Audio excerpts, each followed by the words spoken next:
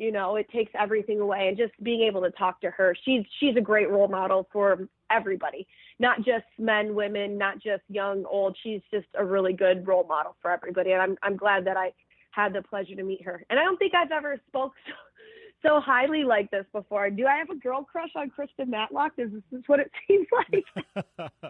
I tell you what, if you're going to have a girl crush on anybody, Kristen Matlock, she's definitely, I don't think anybody's going to argue with that, T-Stone, for sure. She's a badass for sure. But, talking about badasses, I know she will be in action as well as me.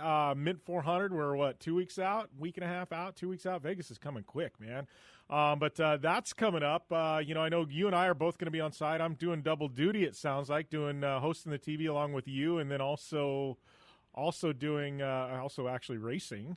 Man, Mint 400, that's always one of our big ones also, T-Stone. I mean, I'm looking forward to getting out there. I think this year they've got it kind of the schedule's a little bit different. It's kind of going to be interesting to see how things play out. No, I'm always excited. The Mint 400 is a great event. The Martellis have always put on a great event for it too. With the multiple days of tech and contingency down on Fremont Street. And honestly, sometimes I've talked to a lot of people and they tell me that Fremont Street is some of the best because you have, the parades that are coming through and then they finish up down there. I mean, the parade starts on Las Vegas Boulevard, but, they finish it up over down by the Fremont Street, and it's just really cool. You have Dinner of Champions, you have the Tech and Contingency, and a lot of people say that's the best place to see every single vehicle because every single vehicle that is racing the Mint 400 goes through Tech and Contingency through Fremont Street. So if you want to just see everything, I would just post up by somewhere and just watch them because that's some of the coolest, best things to be able to see all of them in one spot. Yeah, no, I agree. So before I let you go, though, I know we still got 4 or 5 minutes. But so what's going on here? You're heading out to Auto Show in Cleveland. What's the word out there, T-Stone? I'm kind of been removed a little bit from the Auto Show season. I know we're like a month or two out. I heard like in April maybe. I believe they're debuting the Bronco. Ford is so. I don't know. I feel like that's kind of the big thing looming over the auto industry right now. But you're heading out to Auto Show. What's going on out there? Not too much, but you are absolutely right. So the major shows are always LA, Chicago, Detroit, New York.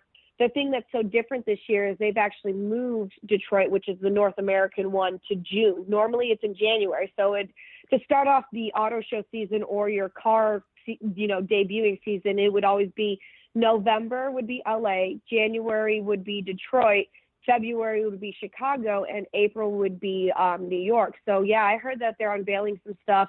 Lexus is going to be unveiling some things as well come this New York show.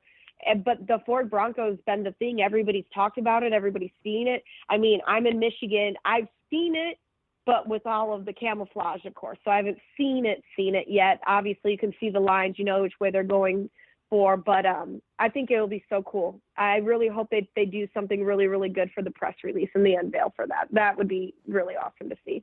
Well, you would think after 2 years worth of hype actually a decade worth of hype on a vehicle that nobody's seen yet, they got to come out guns a-blazing and swinging for the fences because, like, literally, this is probably the most hyped vehicle, I think, probably in automotive history. I would say that. They've got a decade worth of hype into this Bronco, a full decade.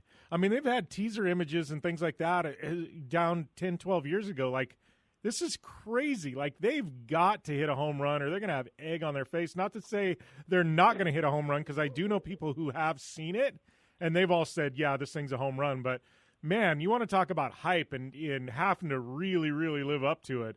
Ford has kind of put themselves out there with this Bronco, Tiff. And for you as a Jeep girl to be saying this, like, I mean, that's something. For you to be excited about the Bronco and you're a Jeep girl, like, that means, you know what, Ford's got to deliver. Yeah, no, I'm expecting it. I want to see some stuff, and I actually own some Ford stock, so I hope that stock goes up a little bit once the Bronco comes out. The truth comes out. Do you own Chrysler Ford stock? Do you own Chrysler stock? No, I do not. Oh, you're a Ford girl F-Ford. for real. We just learned something. We outed you on national radio, Tiff. Oh, you no, are a Ford I girl. like to make smart business investments, and when Ford stock was down for a while before it went back up, but yeah, no. So, anyways, Look at you change the so, subject right there. That was a full on. No, we're not talking about this. Let's go. Moving on.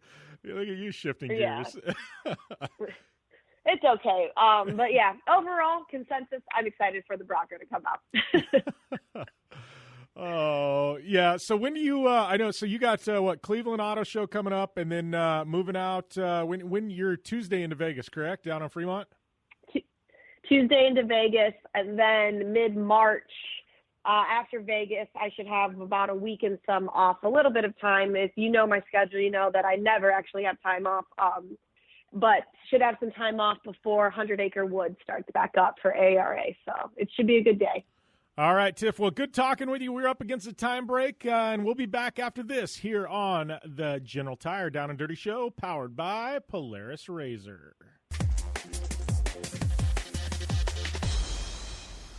Whether you're looking for a tire that balances high performance responsiveness and traction in wet and light snow conditions, excellent handling and traction in wet and dry conditions, or a summer performance tire designed with the driving enthusiast in mind, General Tire has you covered. From the all-new G-Max RS to the Grabber ATX, no matter what you drive, General Tire will get you where you're going. Learn more at GeneralTire.com. General Tire, cruising with the Down and Dirty Radio Show since 2012. Looking to have some fun on four wheels? Dirtfish Rally School has you covered. Packing as much adrenaline and adventure as you can handle into high-performance all-wheel drive and rear-wheel drive Subaru rally cars is where the fun begins at Dirtfish. Just 30 minutes outside of Seattle and Snoqualmie, you'll get a chance to train up to 3 full days with some of the country's best instructors and be put through the high-octane rush of rally on mud, dirt, and tarmac. Get started today and call 425-888-7715 or visit us online at dirtfish.com and use code 911 for a 15% discount.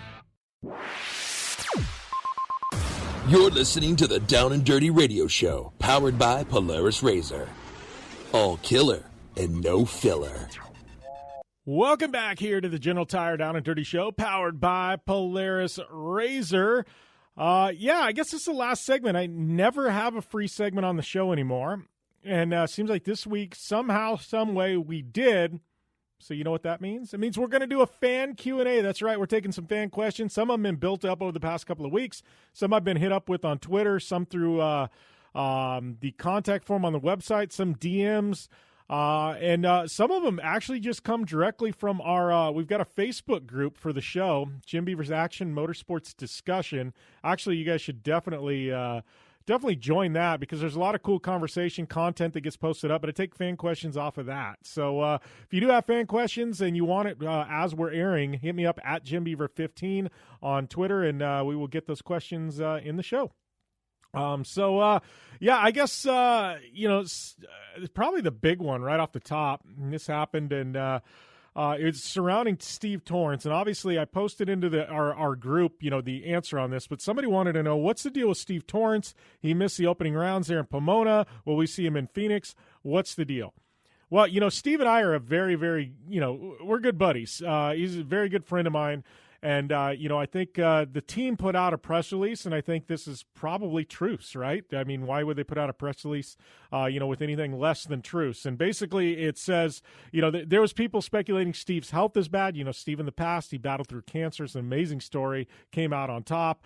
They were saying something about, I think, the team folding. They were pissed off at the NHRA, a bunch of stuff. So I'm going to read directly from the press release and the statement by Torrence Racing. And this is from Kay Torrence, the owner of the team, and basically she goes, after a week of often ridiculous speculation, team owner Kate Torrence confirmed Monday the one and only reason Torrence Racing's top fuel dragsters were absent from the season opening Lucas Oil Winter Nationals at Pomona, California, was the NHRA's lack of urgency in acting upon the team's appeal of sanctions related to an incident involving the two-time Mellow Yellow champion driver Steve Torrence. So I'm assuming that's relating to, at the end of last year, the shenanigans that went on. We've chimed in on that plenty of times. Steve's been on the show, talked about it. We're not going to rehash old news, but I can confirm Steve Torrence will be in Phoenix. You know why? I've talked with a team. I'm actually going to be at the NHRA event in Phoenix. I'm doing an interview with Steve Torrence. I guarantee you I will ask this question. But, yeah, I can 1,000% guarantee each and every listener right now, and by the time we air on Sirius, you already know for fact. If you're listening online, you're going to have to wait a day to confirm it. But Steve Torrance Racing, the Capco boys, they will be in action in Phoenix, and you got to think, coming off another amazing championship year, they immediately are going to be one of the teams to beat, going to have a little bit of a chip on their shoulder, and yeah, they will be in Phoenix. And you know what? They're one of my wild cards to take the win. I don't know. I don't even want to say wild card, but I think they're one of the favorites. Along with a handful of other drivers to take the victory there in Phoenix. So. Yeah, hopefully that dispels that. Thank you, Lisa in Texas. I'm sure you're a big Steve Torrance fan for the question. You probably already knew the answer by the time it got to air, but yeah, it was worth throwing in there anyways. Now we've got to Sam in Indy. I'm assuming Indianapolis, Indiana, and he wants to know I'm hoping, I know some Sams that are female. I'm assuming this is Sam that it's a male. I don't know. We got a lot of female listeners. So Sam, my apologies. But Sam in Indy, my predictions on Indy. It says, what are your IndyCar predictions for this year? So, IndyCar predictions. This is a wild one. I guess number one, the top of my list is a good friend of the show, Alexander Rossi. Rossi is due a championship. I mean, the damn dude, he's been as close as you can. If it wouldn't have been arguably for Sato last year, he would have taken the championship, or he would have been right in the dogfight at the end. My early favorite to take the whole damn thing is Alex Rossi. Anybody betting against Rossi? Yeah, I don't know how you can bet against the guy. That being said, Newgarden and Pagano are always tough. The Penske team is going to be on point, and they're definitely tough to beat. And then you can't count out Scott Dixon. I mean, this guy, we talked about him earlier in the show, one of the greatest drivers of the past decade, probably one of the greatest drivers on the planet today. You can't count out Scott Dixon. So, obviously, those are kind of the big names. Those are the favorites. Those are up front. Let's get to the story behind the story, I guess. Guys I would watch out for. Connor Daly. This dude has a really, really good ride with Ed Carpenter Racing. He's got some backing. Obviously, he's not doing all the events, but he's going to be doing quite a few races this year. And I would say Connor Daly, we've seen him do some spectacular things and some one-off rides the past couple of years. I would say Connor with some stability back in IndyCar. I can't say full-time, semi-full-time. This dude, one to watch, hands down, absolutely. Another one to watch, I would say, and we talked about it earlier in our power rankings, Hinchcliffe. James Hinchcliffe, this guy, you want to talk about a chip on your shoulder? Boy, oh boy, does Hinchtown have a chip on his shoulder right now. After the way things ended with his previous team, now he's got some stability there with Andretti, at least for 3 races, maybe more. You want to talk about a guy who's going to be out to prove something, to prove the entire world and his old team wrong? James Hinchcliffe, you give a hungry driver the wheel of a top-flight Indy car at Indianapolis Motor Speedway for 2 events, I got to tell you, Hinch, we're going to see a Hinch like we haven't seen before. I think the good times funny Hinch that I love having on air, he's still there. But I think when that helmet hits, it is gas on, game on. Hinch is going to be the man this year at those rounds. I think he's going to be up there. He's going to be a top 5 guy, and he's not one that you're going to want to bet against when the green flag drops. Hands down for sure. I guess really one of the teams I would say to really watch out for this year, they've been doing a lot of tooling there with AJ Foyt. And, Foyt's a legend. He's a motorsports legend. Nobody's going to argue that. I think, they've got obviously Tony Kanaan, it's his swan song year, but then they bring in Sebastian Bourdais. Bourdais, you want to talk about one of the all-time greats. Obviously, I think his stats in IndyCar would be one of the all-time greats if he didn't go and spend a few years in Formula One. But Sebastian Bourdais, that guy, he's going to do some amazing things for AJ Foyt Racing. I think he's another to watch out for this year as well. And you got to look at McLaren also. You never know what the heck what is it, Smith, Peterson, Arrow, McLaren Motorsports, what they're going to have. Obviously, they've invested in some young guns. Rumor is that Alonso might be coming in for the Indy 500. We should have news. I know Alonso has inked a seat. We just don't know where yet. So I'm assuming it's with them now that Hinch signed with Andretti. I don't know. They're an interesting one to watch.